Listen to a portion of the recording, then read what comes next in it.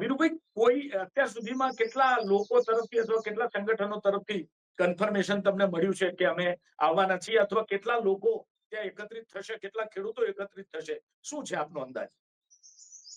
ખૂબ અમને સહારો મળી રહ્યો છે અને ખૂબ ટેકો ખેડૂતો આપી રહ્યા છે. ખેડૂત આગેવાનો પણ ખૂબ ટેકો આપી રહ્યા છે.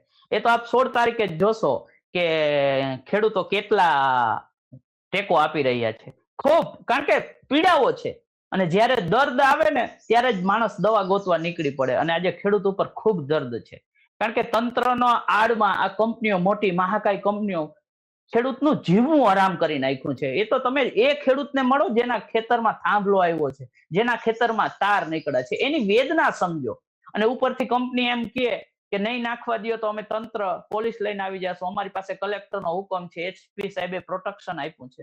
આવા ભયંકર દબાણ દઈ અને ખેડૂતો પાસે, ખેડૂતોના ખેતરમાં થાંભલા નાખી જાય છે. અને ખેડૂત તો પામર બિચારો, ભોળો વર્ગ, અને એને બીક લાગે. અને એક અંદરથી ખેડૂતને એમ થઈ ગયું છે, હું બહુ સ્પષ્ટ રીતે કહું છું કે સરકાર કે તંત્ર અમારું માનતી નથી, કંપની કે ને એમ કરે છે. આ બીક છે ને ભયંકર ખેડૂતોને રીબાવી રહી છે.